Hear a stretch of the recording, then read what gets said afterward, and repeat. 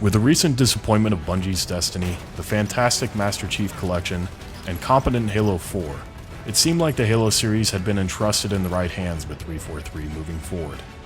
So far, Halo has played it smart, avoiding oversaturation of the franchise with spread out periodic launches, in contrast to the annualized hit-and-miss games that so many other titles have fallen into.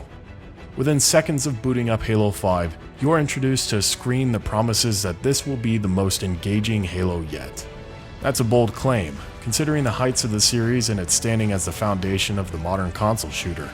Does it back up its promise, or does that boastful starting screen write you a bad check and spit in your face? The lock. Every other Spartan, every soldier, when they hear about this, they're gonna hate us. You know that, right? Halo 4 made a big statement when it killed off Cortana, the voice of guidance and reason the players constantly heard throughout the entire franchise. It was a bold move and showed that 343 was willing to take the narrative in new directions. Unfortunately, just after starting Halo 5, you're told that they're already backing down from that move and doubling down on yet another Cortana-focused story as Master Chief sets off looking for her, and Spartan Locke and company are in pursuit of him out of fear that his reunion with her won't bode well for the rest of humanity. It almost makes you wonder if Microsoft was worried that people wouldn't understand the reference to the new Cortana function in Windows 10 and needed to use the Halo story as promotional material. After being introduced to the two new gender-balanced teams, you'll set off to solve the mystery of the Guardians in what is not only not the most engaging Halo to date, but probably the worst and most forgettable of the series.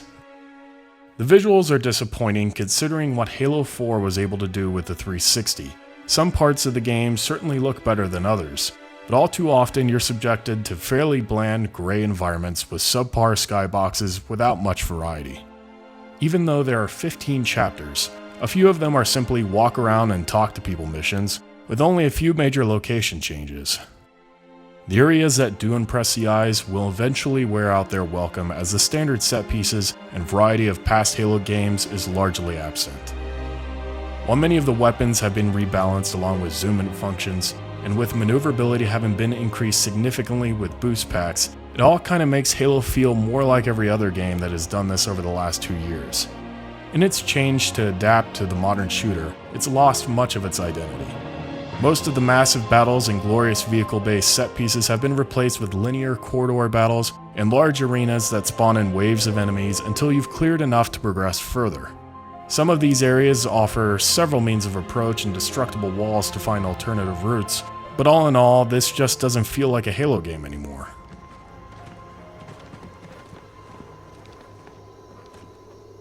What did this?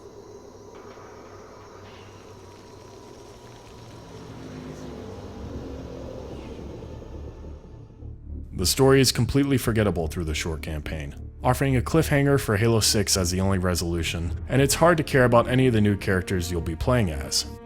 I played through the game cooperatively with 2 to 4 players on Legendary, and while I normally enjoy the challenge, it felt more tedious than ever as you're frequently one-shotted by off-screen enemies with amazing accuracy.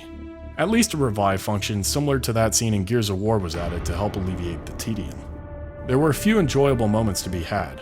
There was one segment where we were split up, and 2 of us were on the ground while the other gave air support and cleared the way, but those moments, which are normally plentiful in Halo titles, were few and far between. Also, the AI that you're forced to play with if you can't fill your squad with real players is completely worthless. You're not going to see much more variety than what was seen in Halo 4. Most of the weapons and enemies are the same with a couple new additions thrown in. One of them, serving as the Promethean version of the Hunter, is initially entertaining but gets old after the first few encounters. This is the first Halo title I've ever played that the music had been anything less than phenomenal. The soundtrack is pretty poor when it comes to new additions. Most of the good music is just remixed versions of soundtracks from previous titles.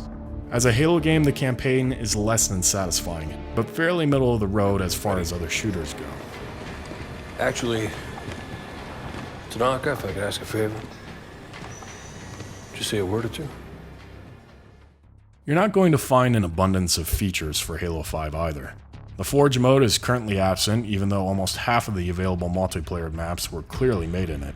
Sharing replays is impossible within game, and there isn't any third cooperative firefight type mode, which has been fairly standard for the series up till now. There's just the campaign and the multiplayer, which also happens to be inferior to the previous entries. If you think of Halo multiplayer and you're like me and imagine coordinating with 7 of your buddies and organizing an attack on the enemy stronghold, hopping in a Warthog, grabbing their flag, jumping in the passenger seat as the rest of the team distracts them as you race back to your base and capture the enemy flag, you can go ahead and keep thinking about that because you certainly won't be doing any of that in this game. Nope, Halo has followed Destiny's pattern in the less is more department and provides what is by far the worst selection of maps to date, with the 2 best ones being a Halo 2 map and the wrecked version of that same Halo 2 map.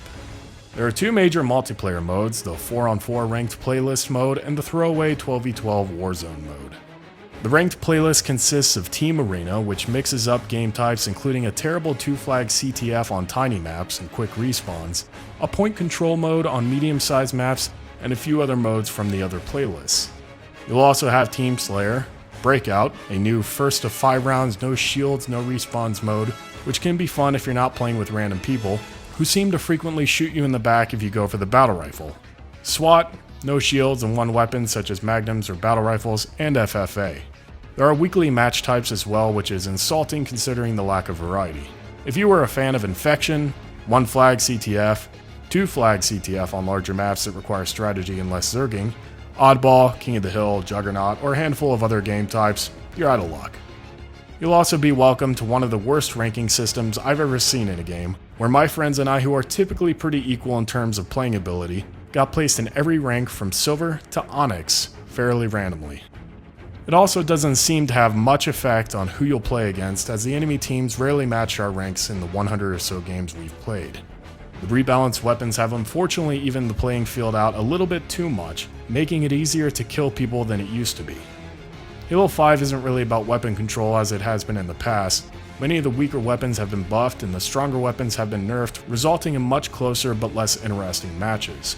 Halo has had a decreasing skill cap ever since 3, and never has it been so small as in 5. It's very rare for one team to completely decimate the other, which is great if communism is a guiding principle for multiplayer. Warzone has 2 game types for its 3 maps.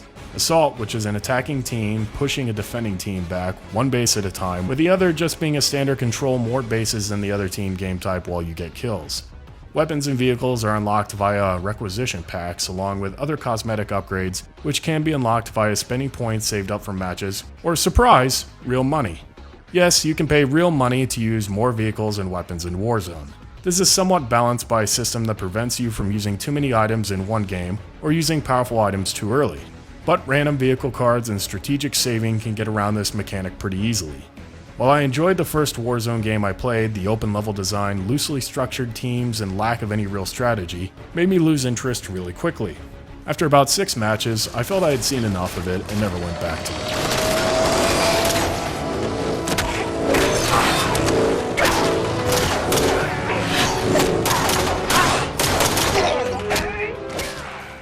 While Halo 5 manages to be a competent shooter with the standard smooth Halo controls and gameplay, along with a quick matchmaking system, it feels completely uninspired and fails to objectively and quantitatively measure up to the previous entries.